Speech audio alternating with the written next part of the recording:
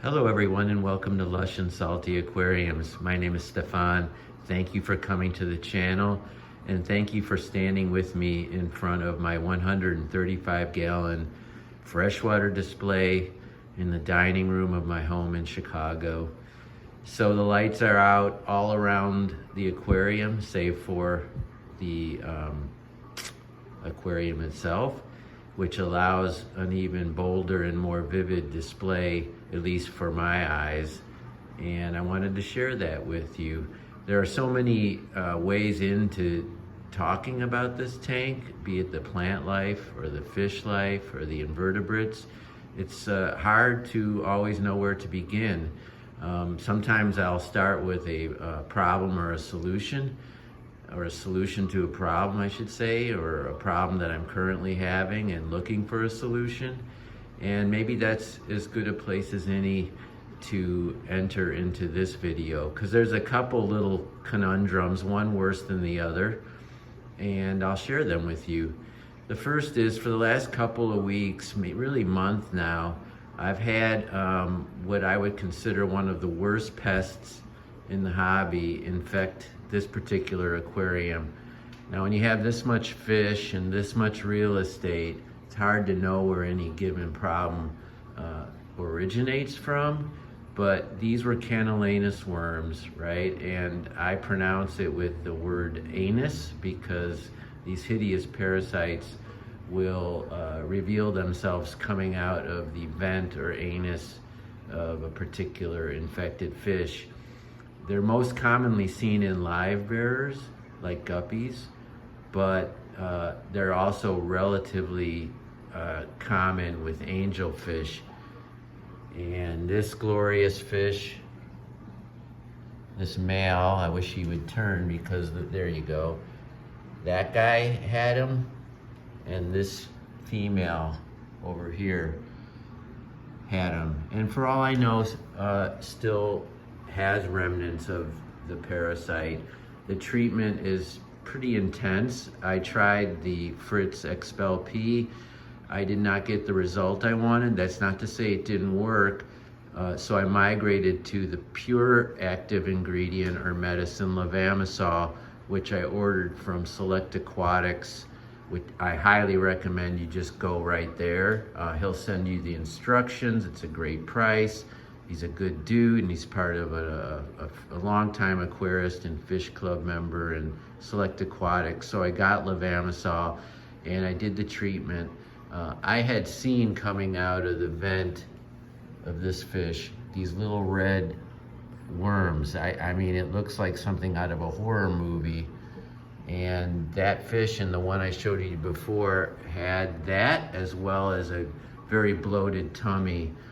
And before I saw those worms, I thought the bloat was just because I fed too many black worms, too much protein, which could be true. And I have augmented my diet here to more flakes and more vegetable-based matter, like kelp flakes from Northfin and spirulina flakes, etc. But be that as it may, the Levamisole, you treat it once, you know, the specific dose. You do a water change treat, wait 48 hours, do a water change treat, and you're done. And you should see results that quickly. And it's true, I no longer, and so after a few days, I had conspicuously thinner angelfish and none of those hideous red worms. Now they say they fall to the bottom, and you know, I can't gravel vac this tank. I mean, I had to be on a ladder and look at all that plant life.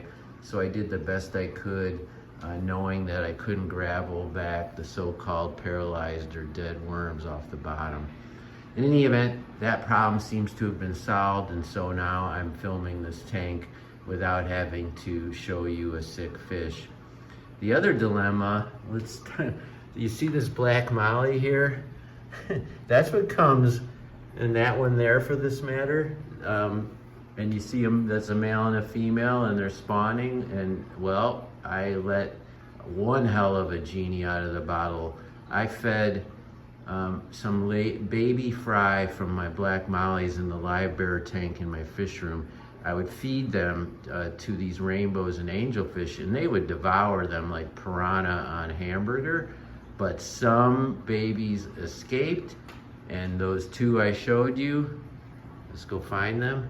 These are two fry, and they're now fooling around and probably dropping babies. And you know, I do not want this tank overrun with live bears. It's already overrun with livestock, period. Now I love one or two. That was the lights in the fish room just went off, so now you get a different vibe for this tank.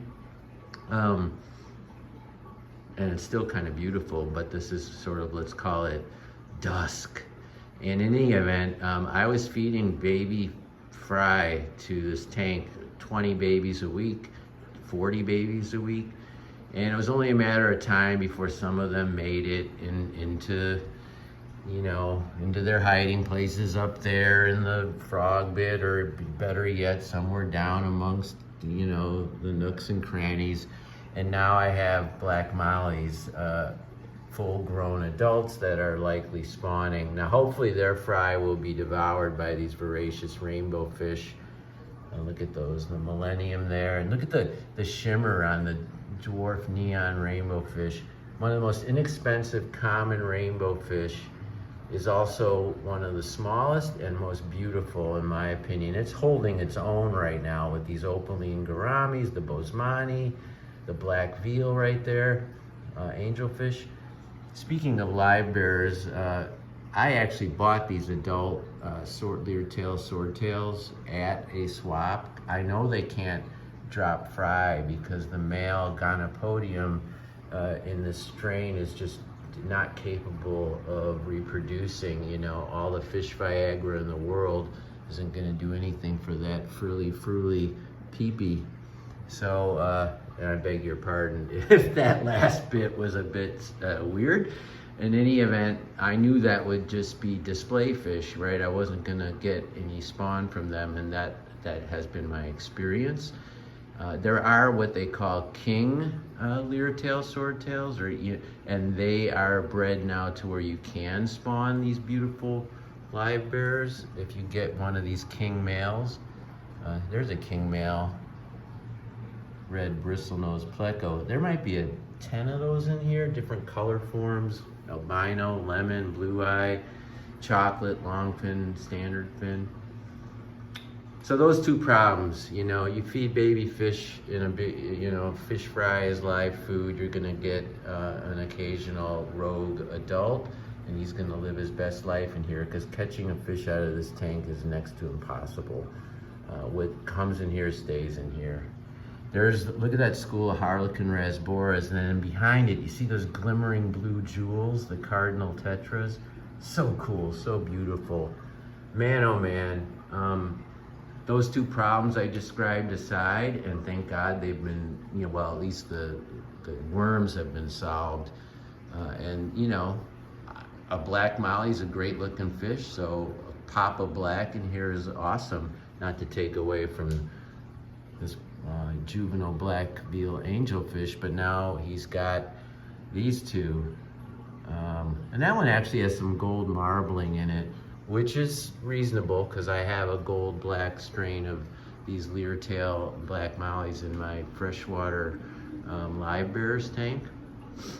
Is there anything in this aquarium you'd like me to talk about or focus on? Do you have any questions? Do you want to learn more about the plants? Do you want to talk about the sump, which is its own ecosystem below this aquarium? Anything at all, or just give me a thumbs up if you think it's beautiful, or conversely if you don't. I just love the interaction. I look forward to that more and more as I grow in this hobby and my experience on this channel. Thank you so much for sharing this last 10 minutes with me. As always, everybody, keep your hands in the tank, and ciao for now.